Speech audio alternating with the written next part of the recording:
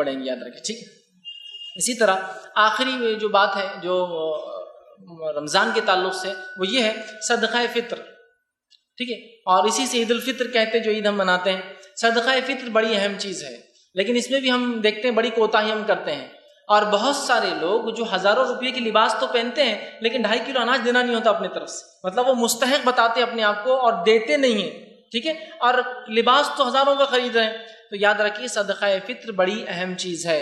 اس کو ہم کو ادا کرنا ہے، اور کب ادا کرنا ہے؟ اس کو ہم کو عید کے نماز سے پہلے ادا کرنا ہے۔ عید کی نماز کے بعد ادا ہوگا تو اس کا کوئی ثواب نہیں، فطر کا نہیں، عام صدقے کا ثواب ہوگا، اور اگر عید کی نماز سے پہلے ادا ہوگا تو ہماری گناہ لرزشیں جو روزے میں کوتاہیاں ہو گئی ہے کسی وجہ سے، انشاءاللہ العزیز اس کا یہ کفارہ بنے گا، یاد رکھیے۔ لیکن اگر ہم نے تاخیر کی تو یہ ہوگا۔ اور ایک اس میں غلط فہمی یہ ہوتی ہے، اکثر ہمارے شہر میں دیکھا جاتا ہے پہلے رمضان سے ہی لوگ فطرہ دینا شروع کر دیتے ہیں، اور اس نیت سے دیتے کہ اس فطرے کے اناج سے وہ لوگ روزہ رکھیں گے یا افطار کریں گے اور سحر کریں گے، اور بس شروع ہو جاتا ہے کہ بھائی میرے گھر میں 10 افراد ہے تو 2.5 کلو کے اعتبار سے نکالے تو 25 کلو اناج تو ہر روز ایک دن، تو یہ درست نہیں ہوگا، یاد رکھیے۔ آپ کو وہ دینا ہے روزہ جب آپ کا ختم ہو جائے اور چاند دکھ جائے تب سے لے کر تو عید کی نماز سے پہلے تک،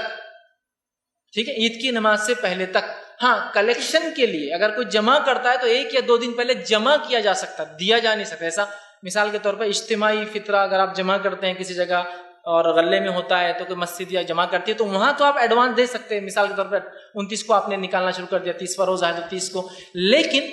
دینے کے اعتبار سے ہم کو چاند دیکھنے کے بعد سے لے کر عید کی نماز سے پہلے۔ اب بہت سارے لوگوں کا رہتا اب آپ عید کی نماز کے پہلے کی بات کر رہے ہیں، ٹھیک ہے،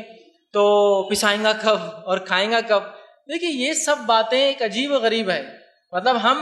شریعت جو کہہ رہی ہے وہ چھوڑ کر اپنی باتیں، نہیں ایسا تو ایسا کیسا ہوگا، مطلب ہم اس کو بدلنا چاہتے اپنے آپ کو نہیں بدلنا چاہتے۔ سسٹم رکھیے آپ وہ سب چیزوں کا کہ آدمی اس دن پیسے بھی اور اس دن کھائے بھی، ٹھیک ہے۔ اسی طرح اس کا اجتماعی نظم کے لیے ہمیں کوشش کرنا چاہیے، اور یہ ہر گھر کے فرد کی طرف سے دیا جائے گا، ذمہ دار دے یا فرد خود بھی دے، ٹھیک ہے۔ اور اس کے لیے غلط فہمی ہے جو زکوٰۃ کے نصاب کو پہنچتے ہیں، مطلب صاحب، مطلب جس کو کہیں گے نصاب، جو زکوٰۃ ادا کرتے ہیں یہی لوگ فطرہ دے، ایسا کچھ بھی نہیں ہے۔ آپ کو اللہ نے طاقت اور استطاعت دی اور اس دن مطلب روزہ رکھنے کے بعد سے عید کی نماز سے پہلے تک اتنا پیسہ ہے کہ میں نکال سکتا ہوں تو نکال دیجئے، اور کوشش کریں کہ ہم ایسے کمیٹی بنائیں جس میں یہ جمع ہو، اور جمع ہو کے مستحقین کو تلاش کر کے دیا جائے۔ ورنہ یہ بات میرے خود مشاہدے کی وہ یہ ہے کہ لوگ رکشوں میں پھر رہے ہیں، لوڈنگ رکشہ لے کے کنٹلوں میں اناج جمع کر رہے ہیں۔ ایک آدمی جو لنگڑا آگے چل رہا ہے، پیچھے ایک آٹو رکشہ چل رہا ہے اس کی لوڈنگ، اور ہر کوئی اس کو دے رہا ہے، اور بیگز فل، مطلب ٹنوں میں وہ اناج آپ کا گھر لے جا رہا ہے، اور سیکنڈ فوراً جا کے وہ کیا ہوتا ہے معلوم آپ کو، وہ جو دکانیں ہوتی ہے راشن کی دکان، وہاں واپس بک جاتا ہے،